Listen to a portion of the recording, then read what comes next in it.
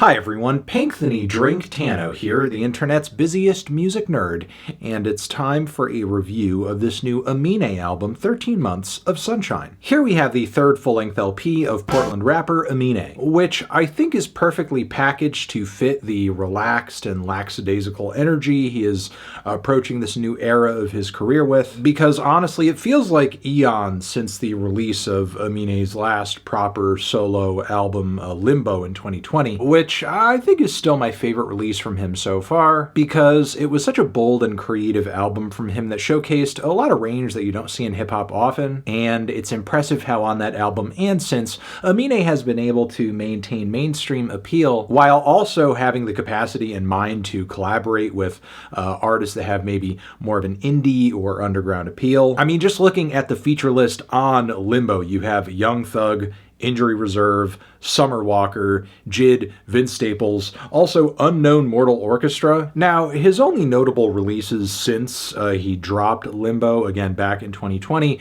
were that 2.5 mixtape, which frankly was kind of breezy, and then also the K-Tronada K-Tramine crossover album that dropped back in 2023, which was a pretty scant collection of danceable pop rap and hip house tracks, and for sure, while a few banger singles did come out of this track list, the lack of urgency and memorable choruses on many of these songs kind of made it a disappointing record overall. And now down the road a few years later, while we do have a new solo album from Aminé here, in a lot of respects I feel like this record might as well just be an extension of the K-Tramine era. Not that K-Tronada is like taking over production-wise on this record too, he's not, but once again on this album, Aminé is keeping things relatively toned down and leaning into lots of summery instrumentals, danceable beats, chill flows. But if there's anything that makes 13 Months of Sunshine different this time around, it's that I feel like Aminé uses many of the tracks on this record as an opportunity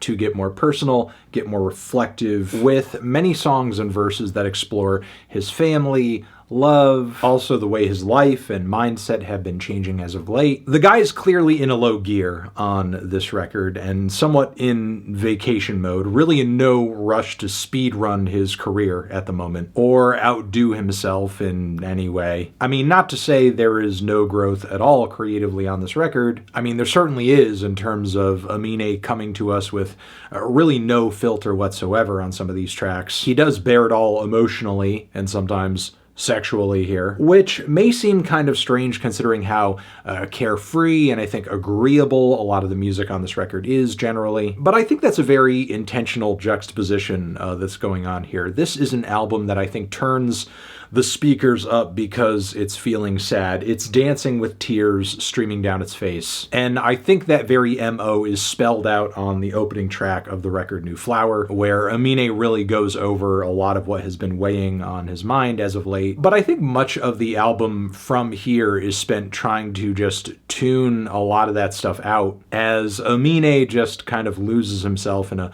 frenzy of parties, drugs, getaways, and sometimes sexcapades. And as solid as some of the beats are as this is all happening, the experience of it all in this track list is kind of a blur. That is until we hit awkward lyrical moments like on the track Sage Time, which Aminé opens up and also repeats this line too at a few different points. After I nut, it's like a truck hit me. So yeah, there's moments like that are quite distracting. And there are others where Aminé detours emotionally into a very moody place, which I actually think results in some of the record's best moments, such as the song History with Waxahachie, believe it or not. But as beautiful as the song is, it's a little bittersweet too, as it's very much about how emotionally overwhelming it can be to be in love with someone who you share a past with. But then after this, we are immediately back to vibing and going on vacation and having ravioli, putting on sunscreen, which is fine. It's catchy enough. However, these tracks do really start to feel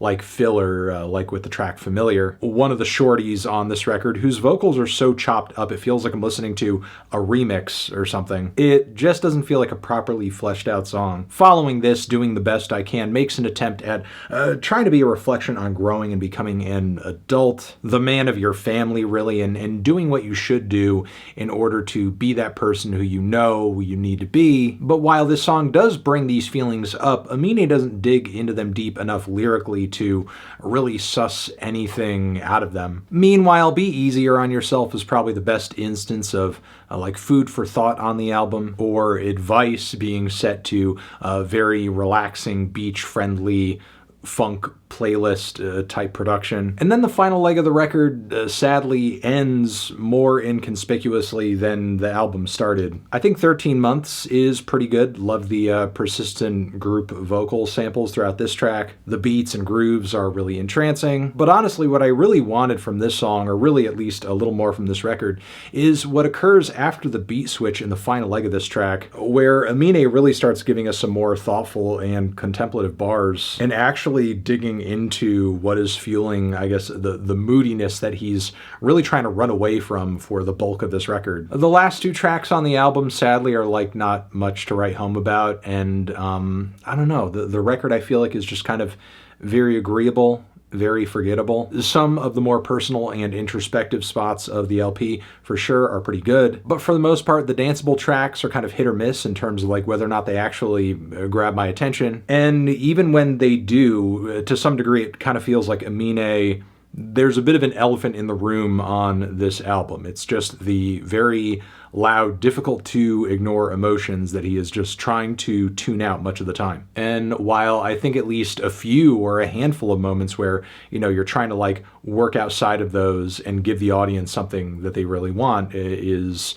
commendable and understandable, the degree to which he goes in that direction, though, in this track list, just kind of feels like he's trying to plug his fingers in his ears and go la la la la la la la la la la la la la la, which sadly I think held this album back from its full emotional range and potential, which is why I'm feeling like a light to decent 5 on this album.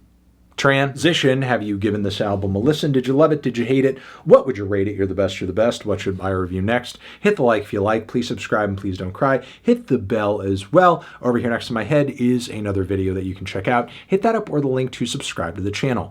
Anthony Fantano, Aminé of Forever.